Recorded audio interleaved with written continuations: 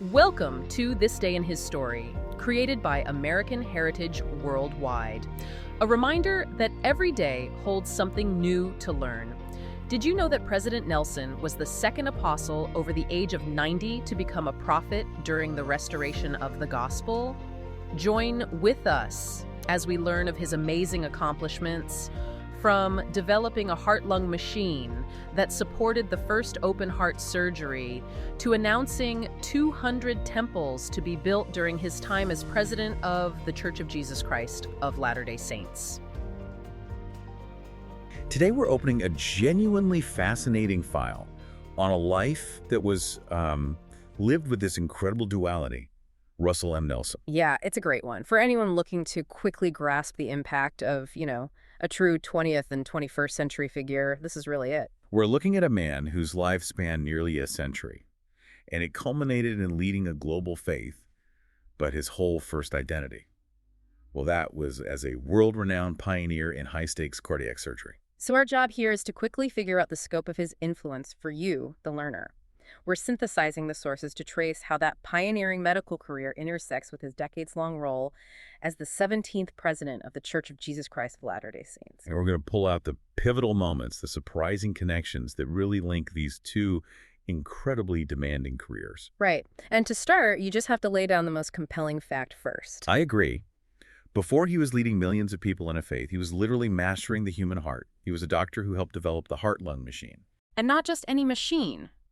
The one used in the first successful human open heart surgery. To go from that level of surgical precision and that kind of responsibility to the highest level of religious stewardship, it's just a remarkable trajectory. It really is. It immediately forces us to ask, what sort of discipline and, meticulous planning does it take to succeed at both of those levels? The sources give us a pretty good roadmap. Okay, let's unpack this then. The question isn't just that he transitioned, but how? How did the mindset of a surgical innovator inform his later religious leadership? Let's start at the beginning. The surgeon and the scholar. If we look purely at his early professional background, the intensity is just immediate. Russell Marion Nelson was born in Salt Lake City on September 9th, 1924. And he wasn't just a surgeon who went to work every day. Not at all. He was a serious researcher, a globally sought-after cardiothoracic expert. So let's spend a moment on that heart-lung machine, because that really is the defining achievement of his medical life. What was the technical hurdle they were trying to overcome? Well, the hurdle was time. Plain and simple. Before this machine, surgeons could only stop the heart for, maybe 4 to 6 minutes? That's it? That's it. Before irreversible brain damage started to occur, you can't perform intricate repairs on that kind of a clock. Right. Impossible. So what Nelson and his colleagues pioneered was the ability to bypass the heart and lungs completely. They essentially created an artificial external circulation system. And that bought them hours. Hours. It bought surgeons hours of time to work on a stopped heart. It was a total game changer. That dramatically contextualizes the word pioneer. This wasn't just some minor research. This was fundamental. He was moving the impossible into the realm of the possible. Exactly. And that placed him squarely among the top academic and medical minds of the mid-20th century. And the recognition wasn't just in medical circles. No, not at all. The sources show he's listed in Who's Who in America, Who's Who in the world, and interestingly enough, Who's Who in religion. So even back then, there was a sense that his life was straddling both secular excellence and deep faith. For sure. Long before his formal calling. And that's our natural transition point. How does a man operating at the absolute peak of a super demanding secular field suddenly decide to just leave it behind? Well, the transition wasn't exactly sudden, but it was decisive. He was called as a member of the Quorum of the 12 Apostles on April 7, 1984. And at that point, he trains the high-pressure OR for a lifetime of global religious service. He did. That must have been a colossal pivot. He was at the height of his career, recognized globally. But once he accepted that call, he spent over 3 decades in the Quorum, preparing for what would eventually be the succession to the presidency. Which brings us to that historical moment itself. And what's fascinating here is the sheer longevity involved. At the time he was called to lead, he was the second apostle over the age of 90 to become a prophet in this era of the church. They refer to it as this dispensation of time. Right. He was sustained as the 17th president on Sunday, January 14th, 2018. And the sources give us this wonderful insight into the process from his own words, delivered just 2 days later. Yeah, it wasn't a political campaign. It was described as a deeply solemn, almost intimate affair. It happened 2 days prior in the upper room of the Salt Lake Temple. And the decision was unanimous among the living apostles. First, reorganize the first presidency, and second, that he would serve as the president of the church. You can feel the weight of that decision in how he talked about it. He shared this profound, direct quote. He said, "Words are inadequate to tell you what it felt like to have my brethren place their hands upon my head to ordain and set me apart as president of the church. It was a sacred and humbling experience." That quote really grounds the historical event in their foundational belief system, the transfer of authority through the laying on of hands. You see that surgical precision again, don't you? You do. It's now applied to the meticulous, orderly process of religious succession.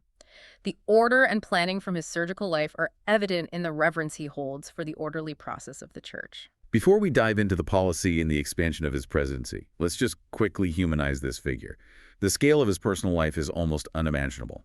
It really is. I mean, to balance pioneering medicine and global ministry with such a massive family structure, it paints a portrait of unrelenting commitment. He was one of 4 kids himself. Right. And his first marriage to Dancel White Nelson lasted 59 years until she passed away suddenly in 2005. And the statistics are just astonishing. 10 children. 57 grandchildren. And well over 100 great-grandchildren. That is a family tree of staggering size.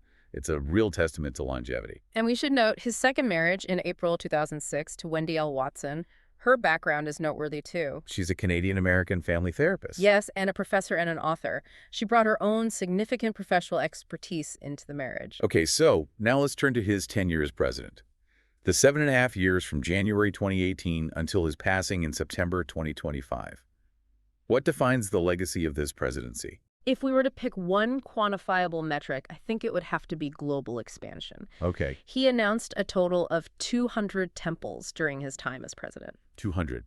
Let's put that in context. The church was already over 180 years old when he was sustained. And yet he was responsible for announcing nearly half of all currently planned or existing temples.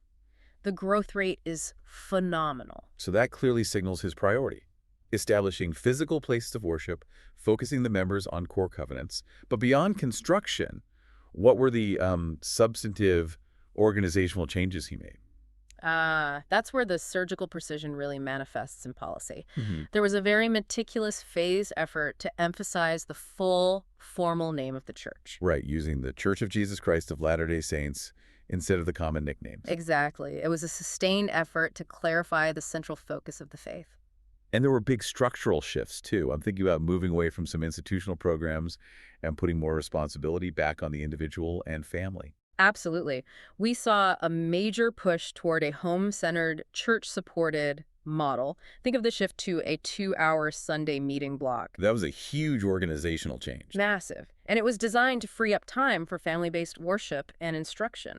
A structural reform to foster greater spiritual self-reliance. It's just fascinating to see that combination of massive global expansion, 200 temples, alongside this meticulous, almost surgical fine-tuning of structure and language at the local level. He was thinking both globally and domestically with an intense focus, and this is reflected in his core teachings. Okay. Elder Rasband cited President Nelson's Declaration of Devotion, which is really a mission statement for those years.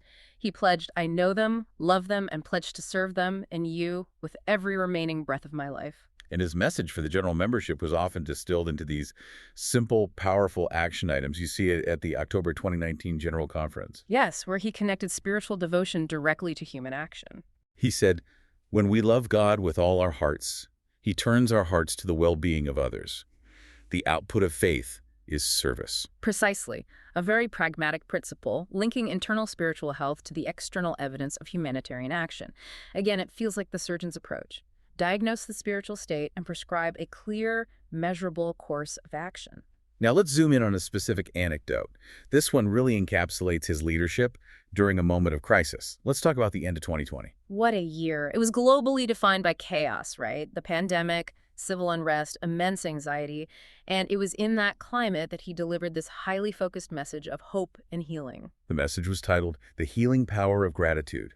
And what makes this moment so memorable isn't just the words, but the deliberate media presentation itself. Yeah, the video was 11 minutes and 38 seconds long, and there was a specific segment that was just deeply personal and intentional. For over 2 minutes. For 2 minutes and 32 seconds, the audio backdrop was the hymn Silent Night.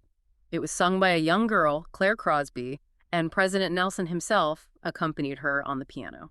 Just stop and visualize that for a moment. The same hands that mastered the most complex surgical procedures, ensuring a physical heart could keep beating, were now deliberately placed on the keys of a piano to create a message of peace. It's a remarkable transfer of focused skill. It really is. And the visual imagery backed it up. During that musical part, they showed pictures of President and Sister Nelson interacting with children and people all over the world during their ministry tours in 2018 and 2019. So it combined the personal touch, the global reach, and that specific message of comfort all into one powerful segment. It was a highly contextualized message designed to counteract global fear with gratitude. It really provides the perfect lens to view his entire life, doesn't it? We've looked at the sources and we've distilled the scientific pioneer, the nonagenarian leader, the huge commitment to family. The dedication to organizational precision and that global expansion, 200 temples, and these deeply personal messages of healing. The deep dive just reveals this pattern of continuous commitment at the highest possible level, no matter the field. I think you, the learner, should reflect on how rare that is. To achieve absolute pioneering status in one field, only to successfully pivot and sustain leadership of a global organization well into your 10th decade. It speaks to a foundational level of discipline. It pushes you to consider what service truly looks like over a lifetime. So we should leave you with the final, provocative thought that builds on this dual nature of his legacy. The sources highlight the concept of sustaining a living prophet. So consider the dedication required for both heart surgery and for spiritual leadership. What are the implications of following a leader who mastered the intricacies of the physical world before guiding the complexities of the spiritual one? We encourage you to explore the concepts of sustaining and following based on those foundational teachings we quoted, that link between loving God and loving others. Does the trust built on a foundation of proven, meticulous physical skill inform how people accept spiritual direction? That duality of disciplined service is really what defines Russell M. Nelson's legacy.